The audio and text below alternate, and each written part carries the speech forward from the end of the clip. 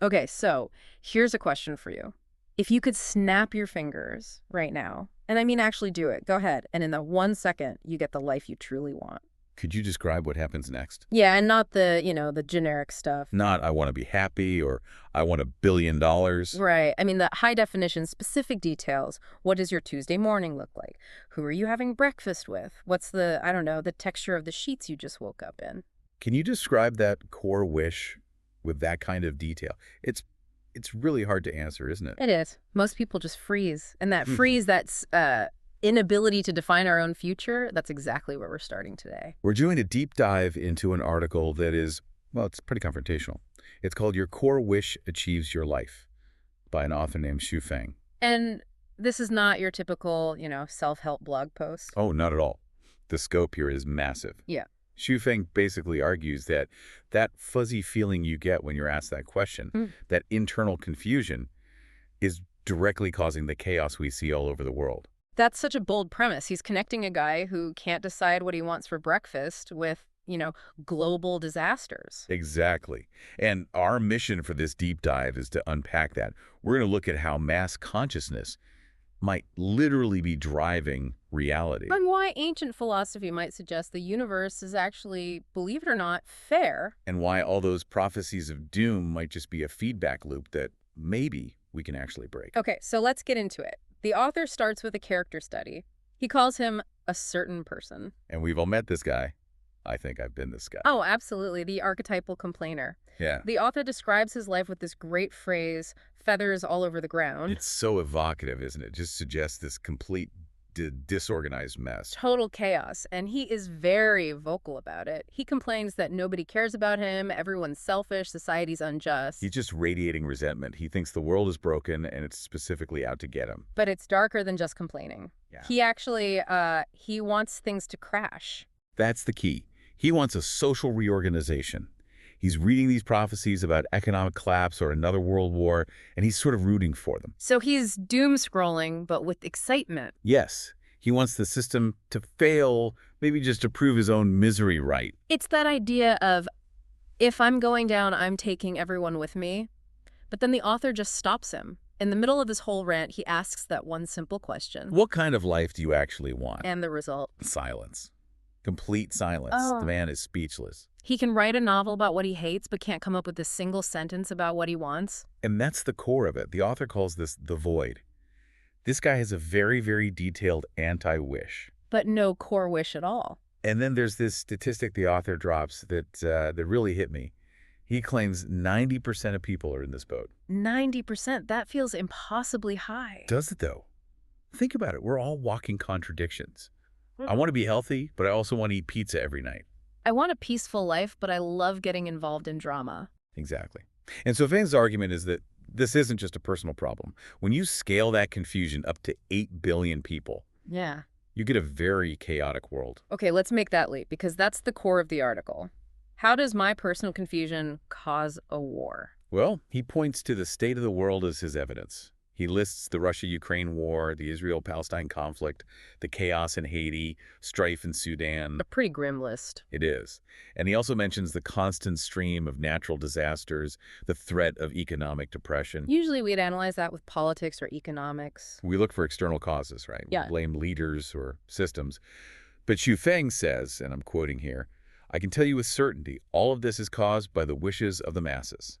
That is a wild claim. It is. He's talking about an aggregate wish. It's like, if the vast majority of people are like that complainer, confused, resentful, secretly wishing for a shakeup, then the collective reality has to reflect that energy. So the world becomes a mirror of the mass mind. The mind is a mess, the world is a mess. You got it. If you have billions of people with feathers all over the ground in their heads, you can't have a peaceful, orderly garden on the outside. This brings us to prophecy.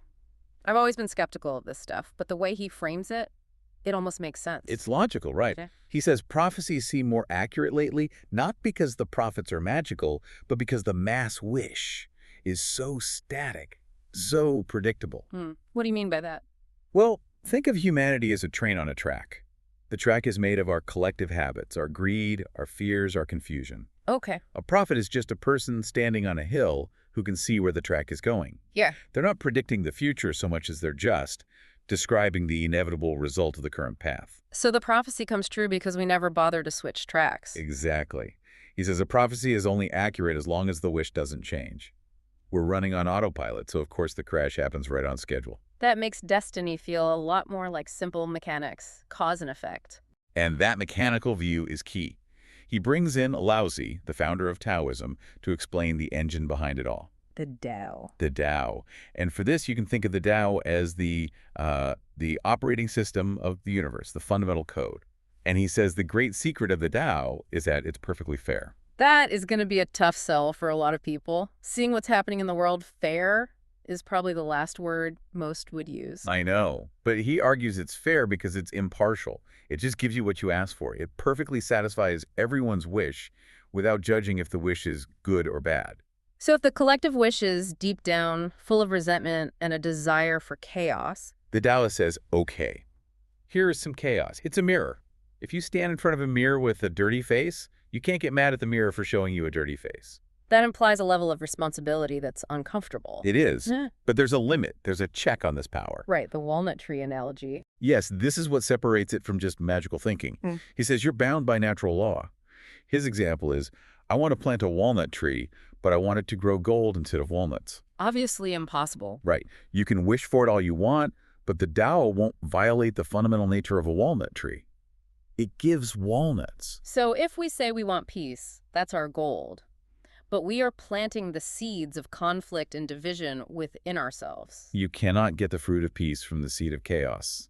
The seed determines the fruit, always. That's natural law. This all feels pretty bleak. I mean, if 90% of us are planting seeds of chaos without even knowing it, are we just doomed to harvest disaster? Well, this is where the article pivots from diagnosis to the cure. He uses a classic story from Chinese history to show that it is possible to switch tracks. The story of Yuan Liufen. Yuan Liufen. So he was a real guy in the Ming Dynasty. A fortune teller named Mr. Kong predicted his entire life, and I mean entire life. How specific are we talking? Unbelievably specific.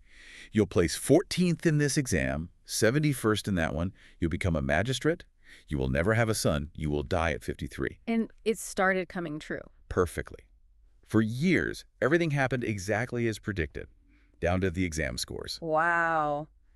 That must have just crushed his spirit. It did. He became totally passive. He figured, why bother? The script is written. He was the ultimate man on autopilot, just waiting for the next thing to happen to him. So what changed? He met a Zen master named Yun Gu. And the master was impressed because Yuan's mind was so still in meditation. He thought he was enlightened. Right. But Yuan explained, no, I'm just empty. My life is fixed, so there's nothing to hope for and nothing to fear. And when he told the master about the prophecy... The master laughed at him, called him a fool. He taught him the central principle. Fate is made by self, blessings are sought by self. Fate is made by self. That's the complete opposite of what he believed. It is. The master told him the prediction was only a calculation based on his past actions. It was a static variable. But if he started actively changing his input, cultivating kindness, correcting his flaws, the math would change. The prediction would break. And did he do it? He went all in. He started keeping a ledger of his good and bad deeds. He worked to change his character. And slowly, the prophecy started to fail. The matrix started glitching. Exactly. He was supposed to come in third in an exam. He came in first. He was told he'd have no son. He had a son. He's supposed to die at 53. He lived into his 70s. The author uses a great term for this. He says the prediction went bankrupt. I love that. The old contract was null and void. And that's the hope in the article. Humanity right now is Yuan Liufen before he met the master. We're just staring at the prophecies of collapse and accepting them as fate. We're sitting passively waiting for the crash. Yeah. But Xue Feng is saying if we wake up, if we define a clear, positive core wish, those prophecies go bankrupt. We can switch tracks. But he's also clear about the stakes if we don't, right? He doesn't pull any punches.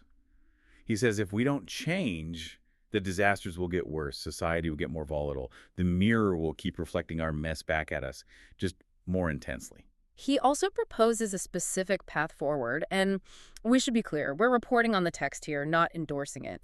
He mentions something called Xu Feng-style communism. He does.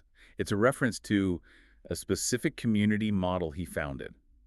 He describes it in very utopian terms, a heaven-like life. But whatever you think of that specific model, his underlying point is about a radical shift away from competition and towards collective well-being. Exactly.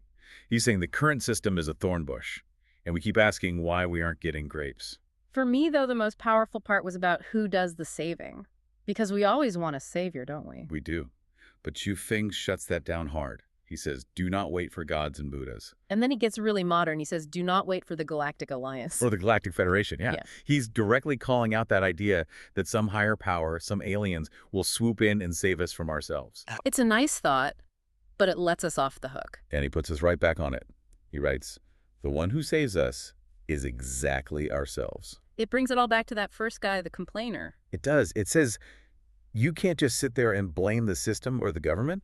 If your mind is full of negativity and confusion, you are actively building the world you claim to hate. You're casting a vote for chaos. So getting your core wish clear isn't just selfish, it's a kind of contribution. A contribution to stability. Your clarity helps stabilize the collective. Your confusion fuels the fire. Okay, so let's pull this all together. We started with that silent, paralyzed feeling of not knowing what we want. And we saw how that void gets filled with resentment, which then gets mirrored back to us as global disaster. But we also found the escape hatch in the story of Yuan Liaofan, the choice to reject autopilot and write a new script. It's a framework that totally dismantles the victim mindset. We are the authors of this story, but most of us are writing it in our sleep. Which brings us all the way back to that finger snap. The challenge is still there. Can you build a blueprint for your life so detailed that the universe has no choice but to build it? Because if the Tao is a mirror, a fuzzy wish gets a fuzzy life. And a negative wish gets a disaster. So as we wrap this up, here's the final thought we want to leave you with. The author suggests the world is just one giant feedback loop of what's inside all of us. So, if tomorrow morning's headlines were written based only on your current state of mind, your personal clarity, your anxieties, your secret hopes and resentments. Would the world be at peace? Or would it be a war zone? That's the question. Yeah. And you're the only one who can answer it. Thanks for listening to The Deep Dive. See you next time.